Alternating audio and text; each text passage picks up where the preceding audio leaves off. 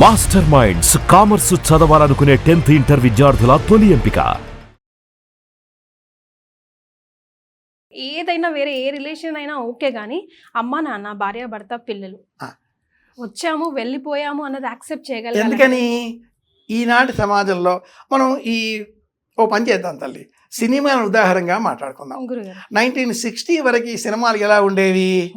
ఉమ్మడి కుటుంబం, తోడికోడళ్ళు, అన్నదమ్ముల అనుబంధం, లేదా అన్నదమ్ముల సవాల్ అన్నా కూడా చివరిలో కలిసిపోవడం. కృష్ణ రజనీకాంత్లో చెబుతూ ఒక టీం లాగా చూపించేవాళ్ళు.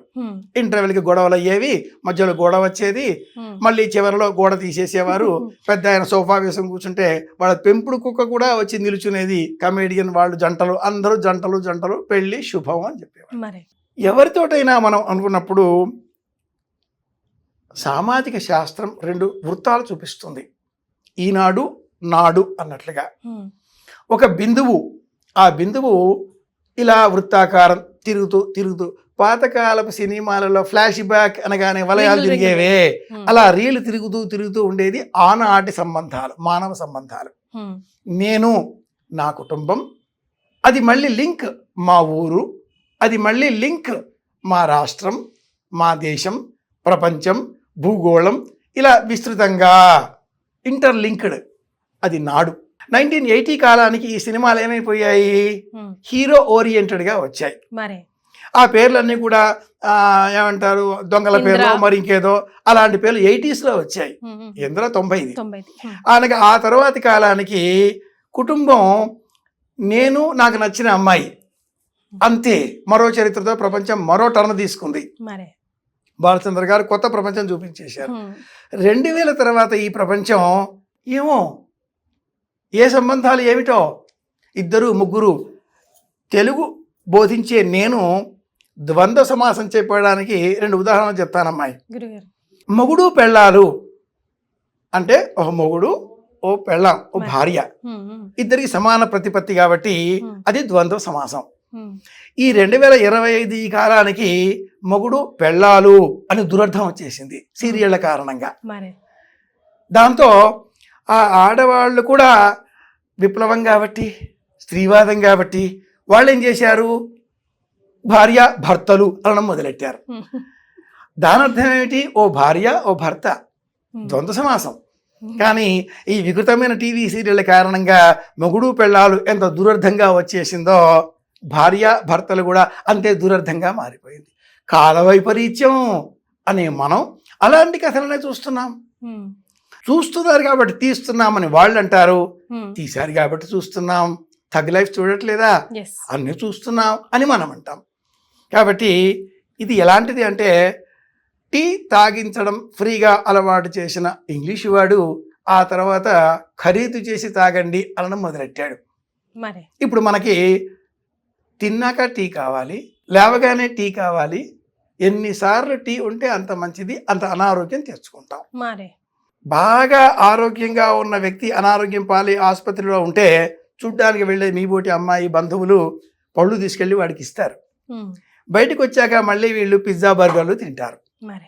కొద్ది రోజులు అయ్యాక ఈ పిజ్జా బర్గర్లు లోపల మేసిన కారణంగా ఇతడు మళ్ళీ ఆసుపత్రి పాలవుతే, అంతవరకు ఆసుపత్రిలో ఉండే ఆరోగ్యం బాగు చేసుకున్న వ్యక్తి బయటికి వచ్చి ఇతడికి పళ్ళు తెచ్చిచ్చి మళ్ళీ పిజ్జాలు బర్గర్లు నైవేద్యంగా స్వీకరిస్తాడు.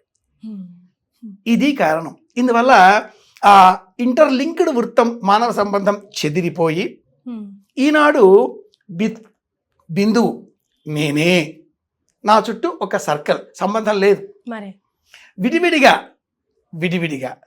విడివిడిగా ఏ సర్కిల్ ఆ సర్కిల్, ఇంటర్లింక్ అనేది పోయింది. ఎలా అయిపోయింది అంటే, ఎవరి పాస్వర్డ్ వారిదే, ఎవరి సెల్ ఫోన్ వారిదే. ఒక అల్మారాకి 2 తలుపులుంటే 2 తాళం చేతులు, ఎవరి షెల్ఫ్ వారిదే. ఒక సెల్ ఫోన్ మార్చుకుంటే, మేము ఇద్దరం పెళ్లి చేసుకుంటాం నాన్న అని ఆ అమ్మాయి చెప్తే ఆ తండ్రి ఒప్పుకున్నాడు. కానీ మీరు సెల్ ఫోన్ మార్చుకుని మరుసటి రోజు రండి అంటే సాయంత్రానికల్లా ఈ పెళ్లి మేము చేసుకోలేము నాన్న అన్నారు వాళ్ళిద్దరు. లవ్ టుడే అనేది మనం చూస్తూ ఉంటాం. ఈనాడు ఇలాంటి సినిమాలు వస్తున్నాయి, ఇలాంటి కథలు వస్తున్నాయి, సమాజంలో అలాంటి పరిస్థితులు ఉన్నాయి. ఆనాడు ఉండే మానవ సంబంధాలు సమష్టి సంబంధాలు, అమ్మ, నాన్న, అక్కయ్య, అన్నయ్య, తమ్ముడు, 12వ వాడిని నేను. ఎంత పెద్ద కుటుంబం అయి ఉండాలి. మరి చిన్నమ్మ, చిన్నాన్న, పెద్దమ్మ, పెదనాన్న, మామయ్య, అత్తయ్య, పెద్ద బెటాలియన్ లాగా ఉండేది.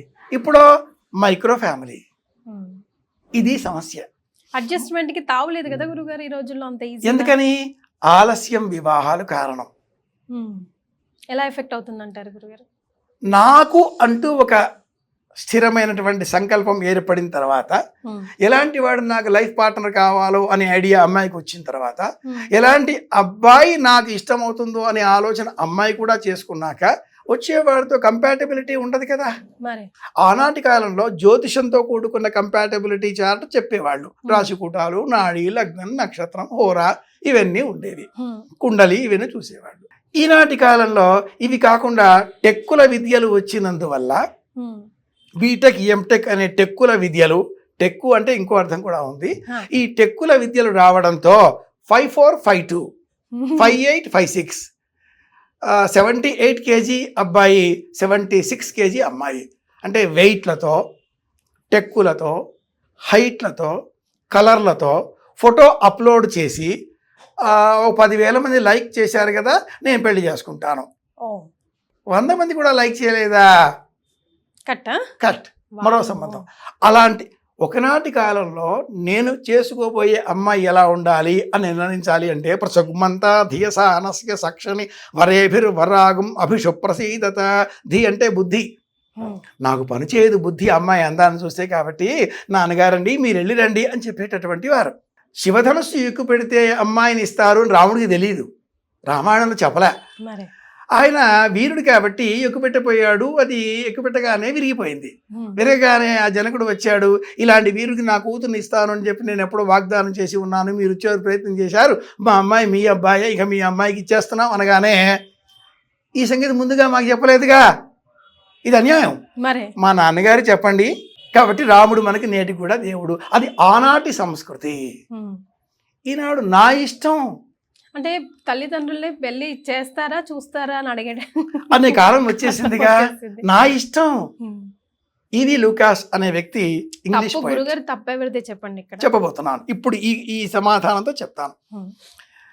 ఈవి లూకాస్ అనే ఒక ఇంగ్లీష్ పోయిట్ ది వీక్ అనే ఒక పోయిటరీ రాశాడు. అలాగే ఒక షేక్స్పియర్ కవిత్వంలో కూడా మనం చూస్తాం ఇలాంటి కాన్సెప్టే వస్తుంది. ఐ నో అనేది ఒక కాన్సెప్ట్. పిల్లగాడు లేదా అమ్మాయి ఎదిగే సమయంలో teachers pet is that you అనేది ఒక సంస్కృతి. అది 5th క్లాస్లో 7th క్లాస్లో వచ్చేది. అలాగే వాడికి అసలు పెంచడమే మనం ఈటింగ్ షుగర్ నో పప్ప అనే అబద్ధాలతో నేర్పిస్తున్నాం. నోట్లో చుక్కర వేసుకుంటాడు వాడు, నవ్వేస్తాడు, మనం చప్పట్లు కొడతాం. అంటే అబద్ధపు జీవితంతో ఆరంభం చేసాం వాడి చదువు. వాడు ఎదిగాక teachers pet, my teacher knows అంటాడు ఒక ఫ్లవర్ తీసుకెళ్ళి. అప్పుడే సమాజానికి వాడు ఫ్లవర్ పెట్టడం మొదలెట్టాడు. టీచర్కి ఫ్లవర్ ఇచ్చాడు, మై టీచర్ ఫ్యాసినేటెడ్. తర్వాత స్టేజ్లో my friends knows, my teacher knows, my friends 2 into 2 3. అదేంట్రా, మా టీచర్ ఇలాగే చెప్పింది. ఆ టీచర్ దగ్గరికి వెళ్ళి ఏం చెప్పావు తల్లి అంటే, మీరు 6 months ఫీజు కట్టలేదండి, కడితే 2 into 2 4 అవుతుంది, లేకపోతే 2 into 2 3 ఉంటుంది. ఇది ఈనాటి corporate schools culture. So my teacher nose నుంచి మై ఫ్రెండ్స్ నోస్. మా వాడు ఎంపీసీ తీసుకున్నాడు, వాడు అదేదో తొక్కలో కాలేజీలో చేరాడు, నేను అక్కడే. వాడికి తెలుసు నాన్న, మీకేం తెలుసు, outdated. So my teacher knows, my friends knows. ఇది 20 ఏళ్ళు వచ్చాక ఐ నో, నాకు తెలుసు. మీరు 1960 పాతకాలం, ధోతి కండువా, మీరంతా అవుట్డేటెడ్, మీరు అప్డేట్ కారు. కాబట్టి ఐ నో.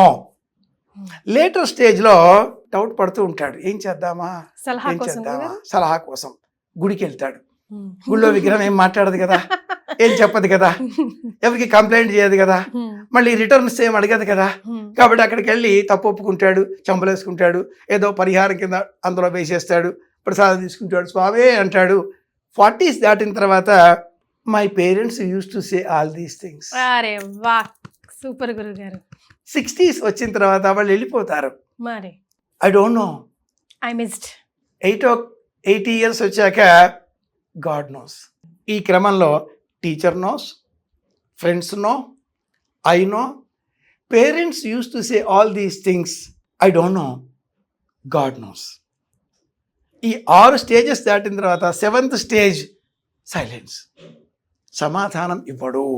మా పిల్లల పెళ్ళిని మేము చూస్తామా చేస్తామా అంటూ చాలామంది నన్ను అడుగుతూ ఉంటారు. అమ్మాయి గురుగారు ఒక జ్యోతిషం కూడా చెప్పేవాడిని కాబట్టి మరి వచ్చి అడుగుతూ ఉంటారు.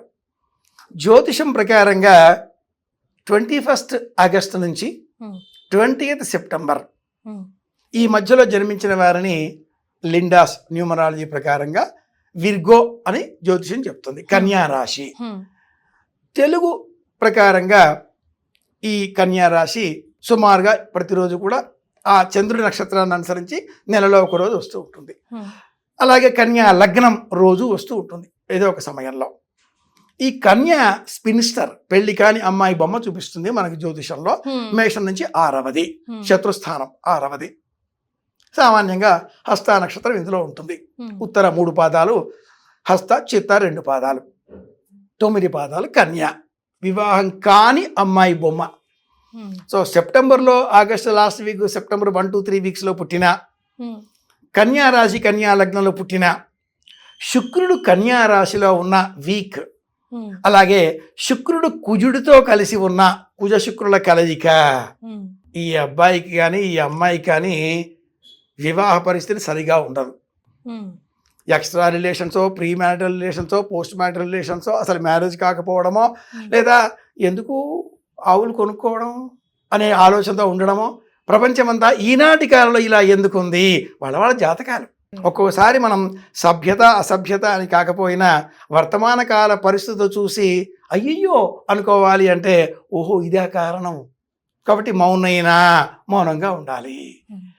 పెళ్లి చూస్తారా చేస్తారా అనే ప్రశ్న ఆ తల్లిదండ్రులు వేయగానే నేను చూసే మొదటిది ఆ జాతక చక్రంలో కుజుడు ఎక్కడ ఉన్నాడు, శుక్రుడు ఎక్కడ ఉన్నాడు, లగ్నం ఏమిటి, రాశి ఏమిటి, గురువు ఎక్కడ ఉన్నాడో చెప్తే ఈ దోషాలు కూడా గురువు కొద్దిగా గొప్ప చెక్ చేస్తాడు. గురుబలం అని చెప్తూ ఉంటారు. అందుకని ఆస్ట్రాలజికల్గా జ్యోతిషపరంగా కొంత మనం ఇలా ఆ కుండలు చూచి మనం ఎస్టిమేట్ వేసుకోవచ్చు. ఇంకోటి కూడా ఉందమ్మాయి గురుగారు. జ్యోతిషం సిద్ధాంతము, సంహిత, హోర, ప్రశ్న, శకునము అనే 5 విభాగాల శాస్త్రం. పుట్టుమచ్చలు, హస్తరేఖలు, ముఖ మండలంలో ఉండే వివిధ భాగాలు, జుత్తు, మాట్లాడే విధానం, షోల్డర్స్, ప్రతిదీ కూడా మీ వ్యక్తిత్వాన్ని మాకు తెలియజేస్తాయి. ఈ పెదవులకి పైన కింద పుట్టుమచ్చ ఉంటే వివాహపరమైన చిక్కుల్లో ఈ అమ్మాయి ఈ అబ్బాయి ఉంటారు. ఇది తిల అంటే పుట్టుమచ్చలకు సంబంధించిన ఒక శాస్త్రం. ఇవన్నీ ఏవోని మీరు పాతవి చెప్తూ ఉంటారు, ఎవరికి చూసి వచ్చారు ఇవాళ రేపట్లో అంటే. అత్యాధునికంగా చెప్పేటటువంటి మనస్తత్వ శాస్త్రవేత్తలు, మన రాత చూసి చెప్పేటటువంటిది కూడా చూసి చెప్పేటటువంటి శాస్త్రవేత్తలు ఏదో రాశాం, అది చూశారు. దాంట్లో కూడా అక్షరాల మధ్య గ్యాప్ ఉంది, దగ్గరగా ఉన్నాయి, పైకి పోతున్నాయి లైన్లు, కింద పోతున్నాయి. గ్రాఫాలజీ అంటారు ఈ సైన్స్ ని, గ్రాఫాలజీ. హ్యూమన్ సైకాలజీ చెప్పేస్తుంది దాన్ని బట్టి. ఈ క్రమంలో కూడా మన పెళ్లి, మన వివరాలు ఎలా ఉండబోతున్నాయి మీ రాత చెబుతుంది, మీ సంతకం చెబుతుంది. సంతకం కింద 2 చుక్కలు పెట్టారా మీరు ఫ్యామిలీ మ్యాన్.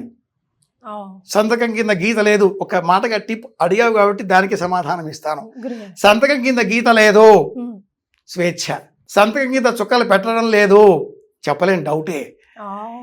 ఇన్ని విషయాలు మీ సంతకం మీ రాత చెబుతాయి. ఇది గ్రాఫాలజీ. ఇది సైన్స్ ఒప్పుకుంటుందిగా. సైన్స్ మీరు ఇది ఒప్పుకున్నప్పుడు జ్యోతిషాన్ని కూడా మీరు ఒప్పుకోవాల్సిందే. మనం ఉన్నది వదలొద్దు. అలాగే కొత్త ఏదైనా వచ్చినప్పుడు తెలుసుకునే ప్రయత్నం చెయ్యాలి. అప్డేట్ కాకపోతే అవుట్డేట్ అయిపోతాం. ఈ మాటలో అర్థం ఏమిటి అంటే, వాడే సెల్ ఫోన్ కూడా ప్రతిరోజు కొత్త కొత్త యాప్స్ వస్తూ ఉంటాయి. Update version is available, otherwise apps may not support చెప్తూ ఉంటుంది మనకి. అప్డేట్ కండి, అప్డేట్ కాకండి, అదర్వైజ్ మీ సిస్టమ్ పనిచేయదు. అలాంటప్పుడు అప్డేట్ దేనికి అవుతున్నాం? ఉన్న సిస్టమ్, ఉన్నది జ్యోతిషం, ఉన్నది వేదం, ఉన్నది భారతీయత, ఉన్నది సంప్రదాయం, ఉన్నది సనాతన ధర్మం, అది తెలుసుకొని అక్కడి నుంచి మన ప్రయాణం ఉంటే ప్రపంచానికి ఆదర్శవంతంగా ఉంటాం కదా. ఎగ్జాక్ట్లీ. పెళ్లి చేస్తారా చూస్తారా అన్నప్పుడు ఆలస్య వివాహాలు కుటుంబాలకు నష్టం కలిగిస్తున్నాయి. సీతారాముల పెళ్లి కాలంలో రామచంద్రమూర్తి వయసు 13, సీత వయసు 7 ఏళ్ళు. మరి అంత కూడా వద్దులేండి. చెబుతా వినమ్మాయి, వాళ్ళు సంతానం కనలేదే, అలా ఉన్నారు. 12 ఏళ్ల పాటు వాళ్ళు అయోధ్యలోనే ఉన్నారు. ఎప్పుడైతే సీతకి 20 ఏళ్ళు వచ్చాయో, ఎప్పుడైతే రాముడికి 25 ఏళ్ళు వచ్చాయో, 7 ఏళ్ల వారడి, అప్పుడు వాళ్ళకి ఈ పట్టాభిషేకము లేదా వనవాసము 43, 47 ఏళ్ల వయసు ప్రాంతంలో వాళ్ళ జీవితం అయిపోయింది. 7 ఏళ్ల వారది. ఈ రోజుల్లో సంవత్సరం గ్యాప్ మాత్రమే ఉండాలి, 6 నెలలు, 1 రోజు, 6 నెలలు అబ్బాయి పెద్దవాడైనా పర్లేదు, ఇలాంటి నియమాలతో చూస్తూ ఒక ఇష్టం ఏర్పడిన తర్వాత ఆ ఇష్టానికి తగినట్లుగా ఎదుటి వ్యక్తులు ప్రవర్తించనప్పుడు మనలో కోపాలు వచ్చేస్తాయి. అవును, వాళ్ళు ఇష్టపడ్డారు. ఓ సినిమా అమ్మాయి, గురుగారు, ఎర్ర ప్యాంటు పచ్చ చొక్కాతో అబ్బాయి కనిపిస్తే ఏ అమ్మాయి చేసుకోదు. అలాగే బ్లాక్ అండ్ వైట్లో అమ్మాయి ఉంటే ఏదో అవుట్డేటెడ్ అనుకుంటారు ఈ రోజుల్లో. బట్ వాళ్ళిద్దరికీ వంశీ కలిపాడుగా. మనది అనే ఒక టేస్ట్, ఒక లైక్, ఒక మైండ్, ఒక వ్యక్తిత్వం ఇది నిర్మించుకుంటే బాగుంటుంది. యువత అనవసరంగా హీరోలను ఫాలో అవుతూ ఇంట్లో నిజమైన హీరో హీరోయిన్లు అమ్మా నాన్నని విడిచిపెట్టి మన డబ్బు తీసుకుని వాళ్ళు మనకి ఇచ్చేది ఏమిటి? పనికిమాలిన జ్ఞానం.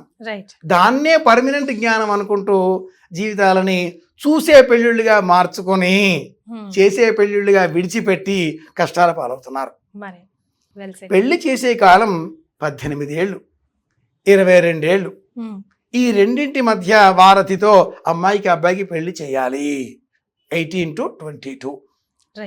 సెటిల్మెంట్ అంటూ ఉంటారు. సెటిల్ అయ్యాక ఏమవుతుంది? అప్పటికి పొట్ట వచ్చేస్తుంది. ఇంకేమవుతుంది? అప్పటికి ఇది పోతుంది. అప్పటికి మనం విగులు తెచ్చుకుంటాం. చాలా వచ్చేస్తున్నాయి మార్కెట్లో, ఏ చింత లేదు. ప్యాచెస్ కూడా వచ్చేస్తున్నాయి, కంప్లీట్ అక్కర్లేదు, అంత ముక్క పెట్టుకుని బతికేయచ్చు. ఏమిటి? ఇందువల్ల ఇద్దరి మధ్యన కోఆర్డినేషన్ పోతుంది. ఒక్క మాట, చివరి మాటగా ఈ ప్రశ్నకి సమాధానం అనుకుంటే అమ్మాయి, అబ్బాయి అయినా అమ్మాయి అయినా సరే అనడం మర్చిపోతున్నారు.